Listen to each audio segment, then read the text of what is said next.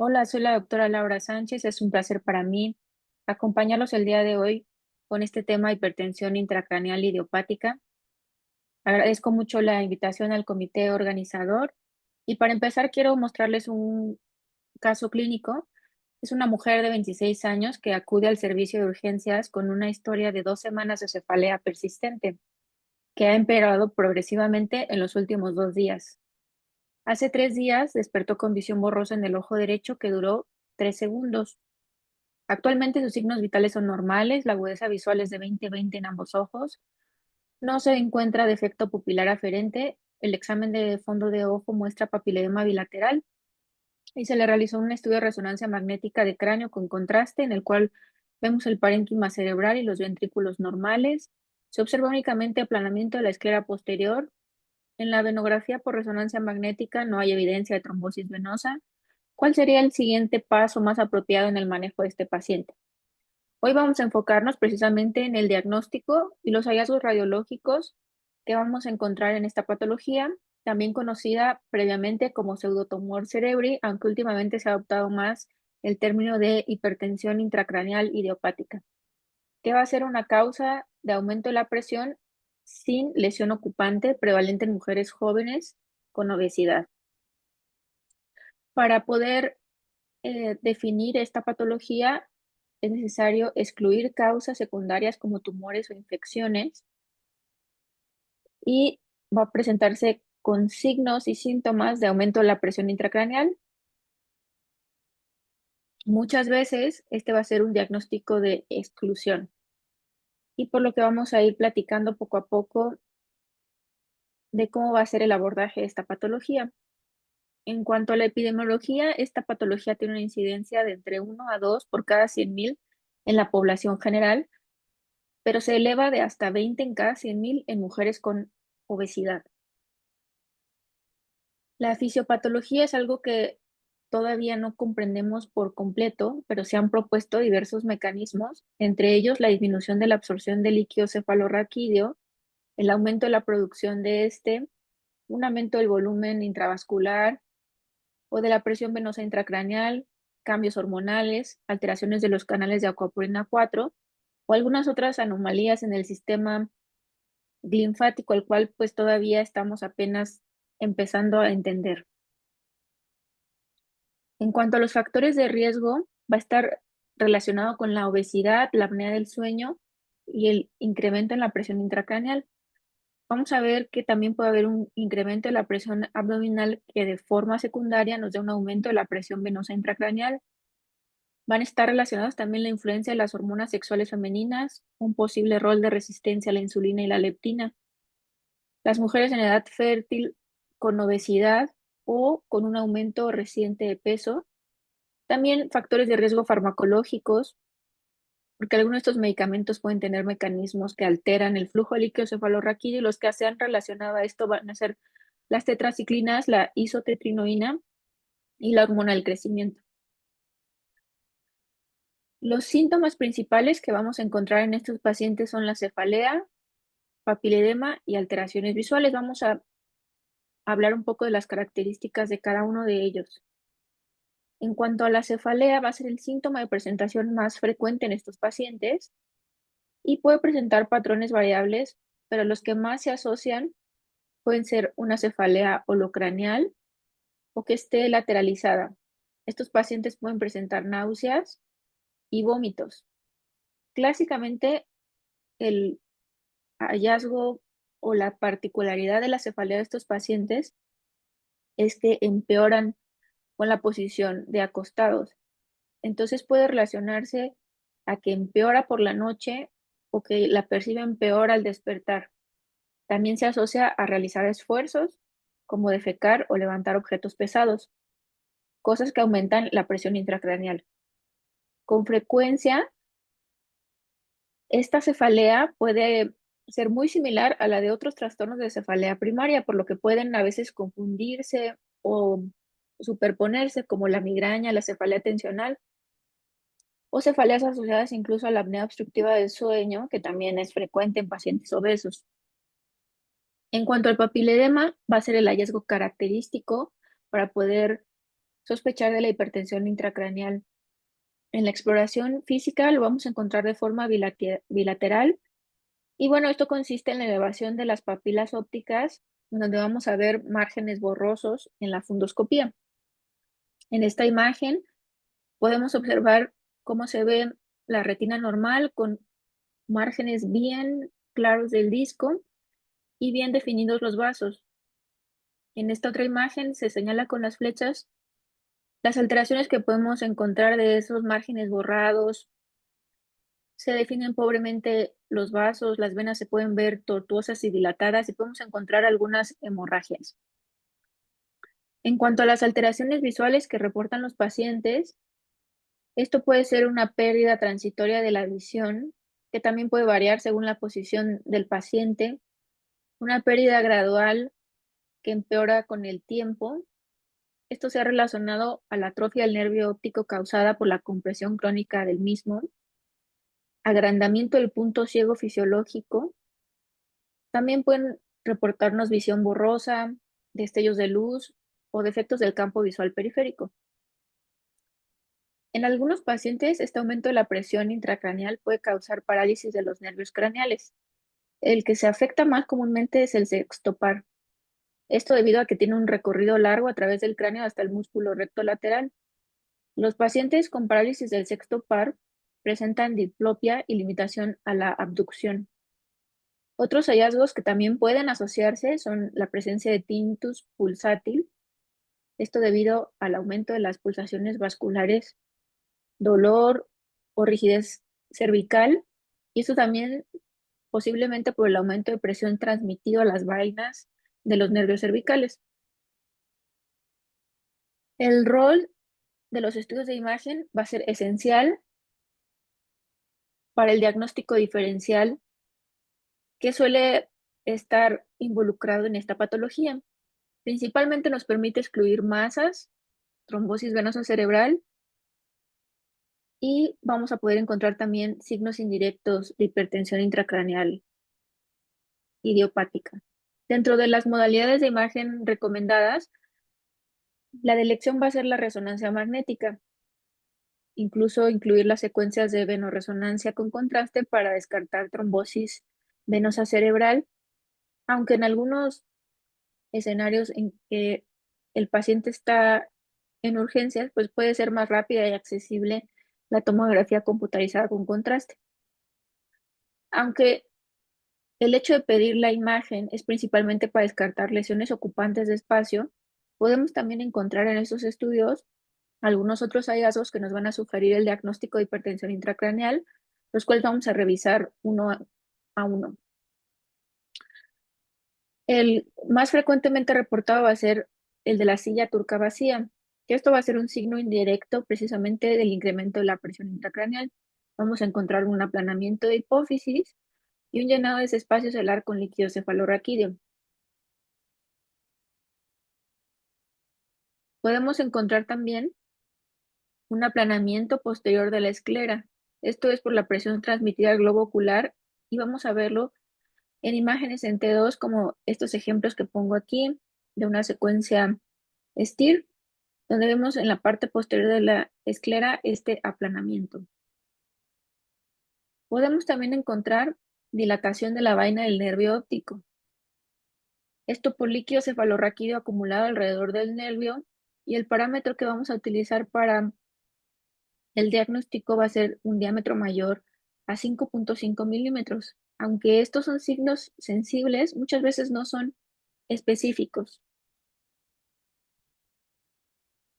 Otro hallazgo que podemos encontrar es la protrusión del disco óptico.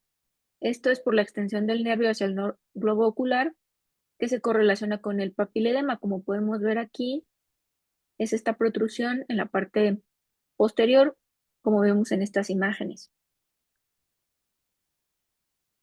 Otro hallazgo que podemos encontrar es la estenosis de senos venosos transversos.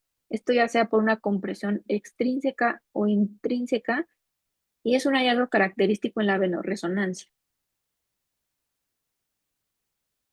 Aún no está claro si esta estenosis de los senos venosos es asociado como causa o como consecuencia de este incremento de la presión. Bueno, una vez que hemos excluido esas otras causas de incremento de la presión intracraneal, el siguiente paso es realizar una punción lumbar. En caso de que encontremos una presión de apertura mayor a 250 milímetros de agua, podemos confirmar el diagnóstico de hipertensión intracraneal, siempre y cuando otros estudios de líquido cefalorraquídeo como el recuento celular sean normales y que descarten otras causas secundarias como infecciones. Estas imágenes que les muestro aquí son de un paciente que tuvimos recientemente, donde podemos ver que aunque las características macroscópicas del líquido se veía normal, tenía una presión de 290 milímetros de agua.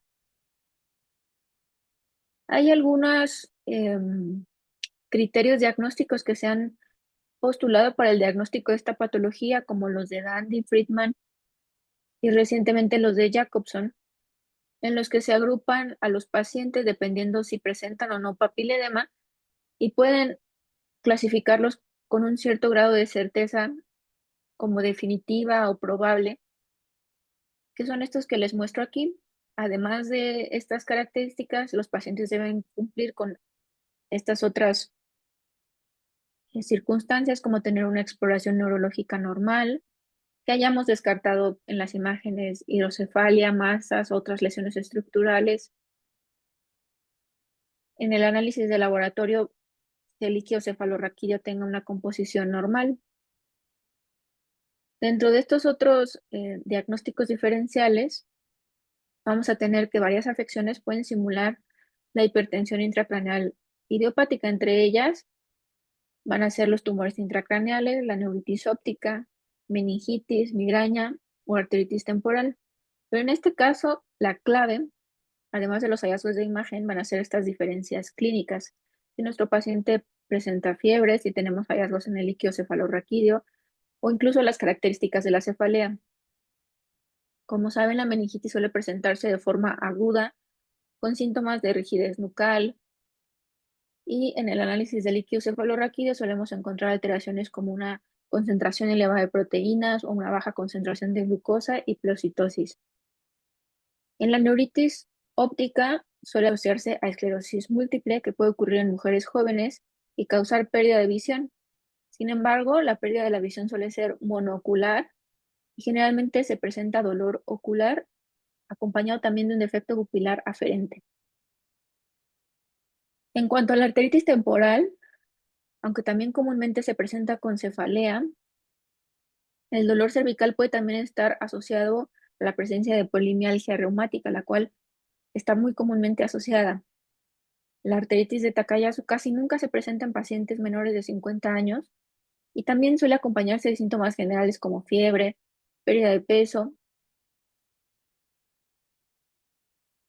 En cuanto a los tumores intracraneales, suelen asociarse con otros signos y síntomas neurológicos como debilidad, parestesias o convulsiones. Los estudios de imagen, como la resonancia o la tomografía, nos van a ayudar para detectar la presencia de estas patologías. En este diagrama les resumo el abordaje diagnóstico para la sospecha de hipertensión intracraneal idiopática. Cuando en la presentación inicial tenemos el paciente con cefalea y refiere cambios en la visión, el primer paso será la evaluación clínica. Como les comenté, evaluar las características de la cefalea, si hay algún antecedente o factor de riesgo como el incremento de peso o un índice de masa corporal elevado, y realizar un examen neurológico. Si posterior a esta evaluación tenemos una sospecha de incremento de la presión intracraneal, de forma dirigida, el siguiente paso será realizar una evaluación visual de la agudeza, los campos visuales y la fundoscopía. En caso de que encontremos papiledema, el siguiente paso será evaluar la presencia de lesiones ocupantes de espacio, dependiendo del escenario, tomografía o resonancia magnética, o incluso si sospechamos de trombosis de senos venosos, considerar incluir la secuencia de venorresonancia. Y si hemos descartado esos hallazgos, el siguiente paso será realizar una punción lumbar para medir la presión de apertura. Si descartamos signos de infección y tenemos una presión de apertura mayor a 250 milímetros de agua, nos encontramos ante una probable hipertensión intracraneal idiopática.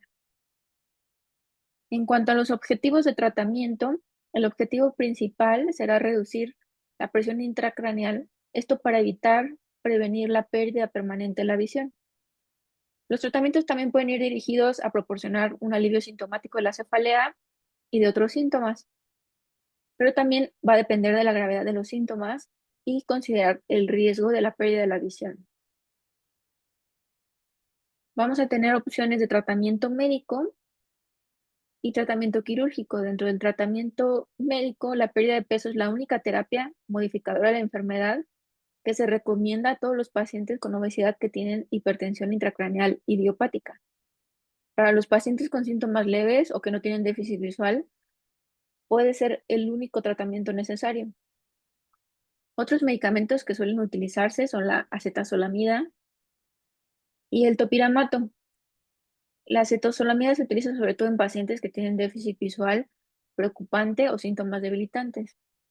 Recordar que el mecanismo de acción es por la inhibición de la anhidrasa carbónica, que actuando en el plexo coroideo disminuye la producción de líquido cefalorraquídeo y es una forma de disminuir la presión intracraneal. El topiramato, que su uso más usual es como fármaco antiepiléptico, también inhibe la actividad de la anhidrasa carbónica y puede utilizarse como alternativa a la acetazolamida. En cuanto al tratamiento quirúrgico, se ha probado fenestrar el nervio óptico y recientemente la utilización de stents en los senos venosos. Y voy a detenerme un poco más en la creciente utilización de este tipo de stents. Han salido muchos reportes en la literatura y actualmente hay incluso metaanálisis que muestran su eficacia. Les pongo aquí una imagen de la literatura. Es un caso de una mujer también joven, 26 años, donde en el estudio de resonancia magnética se encontró una estenosis del seno transverso en el lado izquierdo. En estas imágenes de angiografía podemos ver el sitio de la estenosis. En la fila de arriba tienen las proyecciones en anteroposterior, en la fila de abajo en lateral, y podemos ver cómo realizaron una plastía de ese sitio de estenosis y se colocó un stent posterior a este procedimiento. Podemos ver cómo recupera el calibre este seno transverso y podemos ver también el examen de la fundoscopía previo y posterior a la colocación del stent, donde observamos ese borramiento del disco y posterior al tratamiento se resolvió. Esta imagen es 3 semanas después de la colocación, donde además se resolvieron sus síntomas. Se describen varias técnicas y no voy a ahondar mucho en los detalles técnicos del procedimiento, pero en algunos casos se llega a realizar una medición en búsqueda de un gradiente de presión a través de ese sitio de estenosis. Y se ha visto también cómo se resuelve ese gradiente de presión una vez colocado el stent. Como les comentaba, hay varios metaanálisis con reportes de casos de mejoría de los pacientes, pero actualmente estamos en espera de que se realicen ensayos clínicos aleatorizados para también poder distinguir cuáles son los pacientes que se benefician realmente de este tipo de tratamientos. El pronóstico de la hipertensión intracraneal idiopática suele ser bueno. La mayoría de los pacientes experimentan mejoría o estabilización con el tratamiento,